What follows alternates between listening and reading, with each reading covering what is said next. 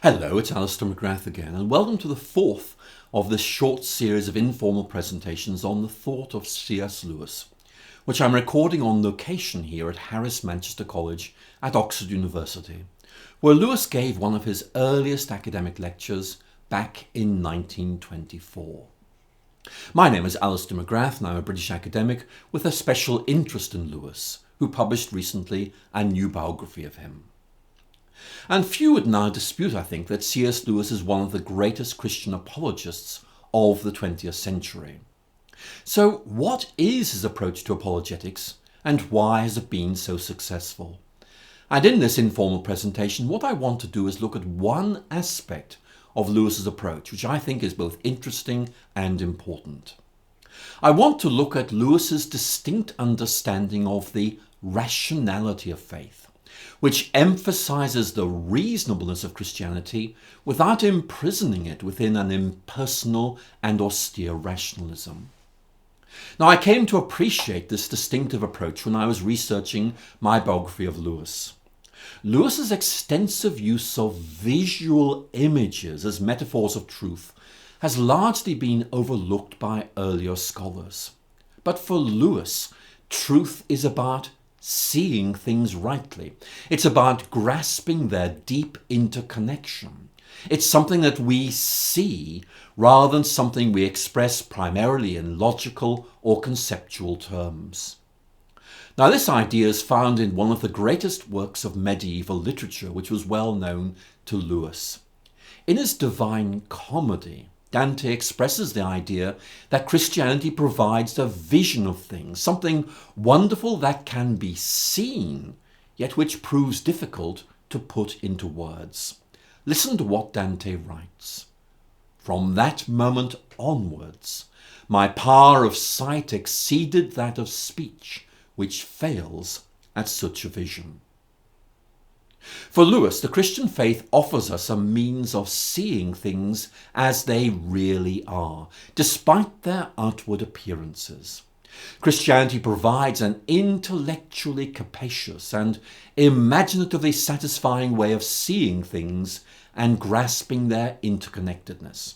Okay, we find it difficult to express this in words, but sometimes we can see things even though we can't quite express the way they hang together. Now, hints of this kind of approach can be found in the writings of G.K. Chesterton, who Lewis admired considerably. For Chesterton, a good theory is to be judged by the amount of illumination it offers, by its ability to accommodate what we see in the world around us and experience within us. Listen to the way Chesterton frames this. "With this idea once inside our heads, a million things become transparent, as if a lamp were lit behind them." In the same way, Chesterton argues that Christianity validates itself by its ability to make sense of our observations of the world. Again, listen to his words. "The phenomenon does not prove religion, but religion explains the phenomenon." Now, Lewis develops a very similar approach, and he uses a powerful visual image that we noted in an earlier presentation. Lewis invites us to see God as both the ground of the rationality of the world and the one who enables us to grasp that rationality. And here's what Lewis says. "I believe in Christianity as I believe the sun has risen, not only because I see it, but because by it I see everything else." Now, Lewis believed that Christianity gave us a standpoint from which we can see things and grasp their intrinsic coherence. We see how things connect together. In our mind's eye, so to speak, we see how everything is linked together in a coherent way. The Christian lens brings things into focus. Now, Lewis's approach has two important implications. First of all, it means that Lewis sees reason and imagination as collaborating, not competing. And secondly, it leads Lewis to make extensive use of analogies in his apologetics. He wants us to see things in a new way, and visual illustrations help us to do this. Let's look at an example. In Mere Christianity, Lewis provides an apologetic for the doctrine of the Trinity. He suggests that our difficulties with this doctrine arise mainly because we don't see it properly. If we were to see it in another way, then we can begin to grasp its intrinsic rationality. Lewis says, look, it's like someone living in a two-dimensional world trying to grasp and describe the structure of a three-dimensional reality. Now that's helpful. Lewis's apologetics often take the form of an invitation to try seeing things this way. Lewis doesn't try to prove the existence of God by pure reason. Rather, he usually invites us to see how what we observe in the world around us and experience within us fits in with the Christian way of seeing things. He argues that the Christian viewpoint is able to offer a more satisfactory explanation of common human experience than its rivals, especially the atheism he once himself adopted. Christianity lets us see further and more clearly, and it brings reality into a sharper focus. Let's look at his argument from desire.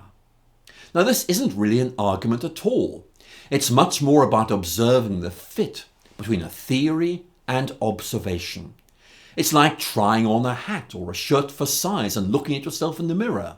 How well does it fit? And Lewis's point is this: we need to ask how many of our observations of the world a theory can accommodate, and how persuasively does it do that? Lewis is saying that Christianity fits in easily and naturally our experiences of desire. Lewis argues that many people experience desires that no experience in this world is able to satisfy. But when we see these experiences through the lens of the Christian faith, we realize this is exactly what we'd expect if Christianity is right.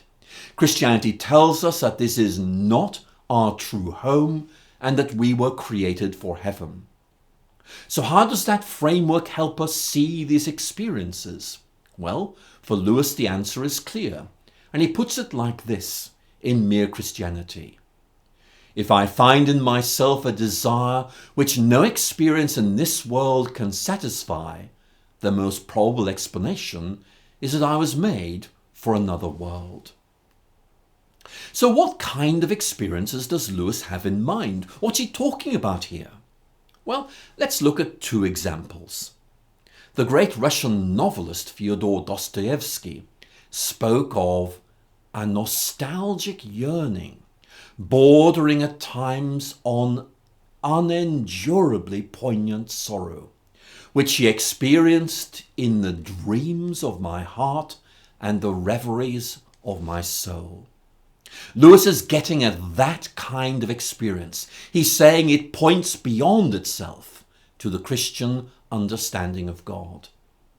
Or let's take the British atheist philosopher Bertrand Russell, who was deeply aware of experiences that called his atheism into questions. And he wrote this: "The center of me is always and eternally a terrible pain, a searching for something beyond what the world contains." Now, Russell's daughter, Catherine Tate, recalled that he was contemptuous of organized religion and dismissed its ideas mainly because he didn't like those who held them. But she believed her father's life was really an unacknowledged or disguised search for God.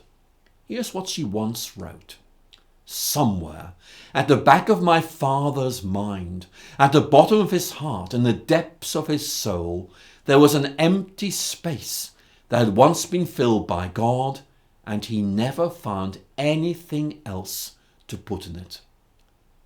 Russell, she wrote, was now haunted by a ghost-like feeling of not belonging in this world. So the point is that Lewis is engaging a real human experience.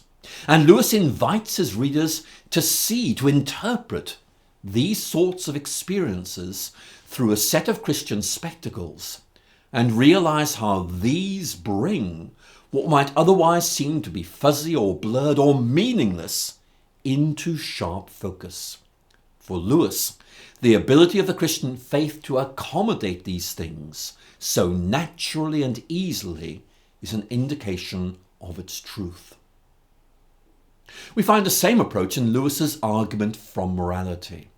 As with the argument from desire, his argument is basically that the common human experience of a sense of moral obligation is easily and naturally accommodated within a Christian framework. The Christian lens brings things into focus. It enlightens the landscape of reality, allowing us to see how God, desire, and morality are all held together within a greater scheme of things. And Lewis really sees apologetics as an invitation to step into the Christian way of seeing things and explore how things look when they're seen from this standpoint. Again, Lewis's approach is try seeing things this way. If worldviews or meta-narratives can be compared to lenses, which of them brings things into sharpest focus? This is not about running away from reason, it's about grasping a deeper order of things, which is more easily accessed by the imagination than by reason, because it's about seeing things. But once this deeper order is seen, its intrinsic rationality can be appreciated. So here's the really important point. Lewis's explicit appeal to reason is really an implicit appeal to the imagination. And maybe this helps us to understand why Lewis appeals to both modern and postmodern people. Lewis bridges the divide between modernity and postmodernity, between reason and imagination, by insisting that each outlook has its strengths because it's part of a greater whole.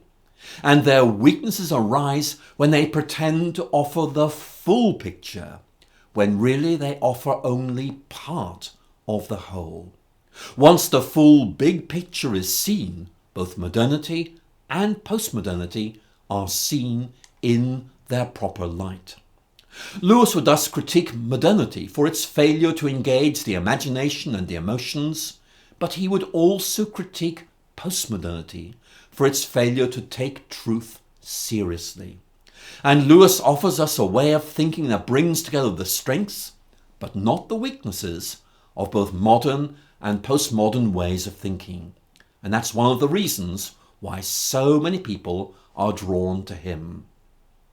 Lewis enriches our vision of apologetics. He allows us to affirm that Christianity makes sense without reducing it to the glib and shallow rationalism that he once himself knew as an atheist. Reason and imagination are woven together using this rich concept of truth, which emphasizes how we come to see things properly and grasp their inner coherence. Truth, beauty, goodness, they all have their part to play in Lewis's apologetics. This kind of imaginative apologetics allows us to affirm the reasonableness of faith, while at the same time emphasizing its power to captivate the imagination of our culture. So in this fourth presentation, we've looked at Lewis's appeal to the imagination in his apologetics. But perhaps the most famous of Lewis's works to appeal to the imagination is his Chronicles of Narnia. So we're going to look at those in our next presentation. Thank you so much for your company, and I look forward to seeing you again soon.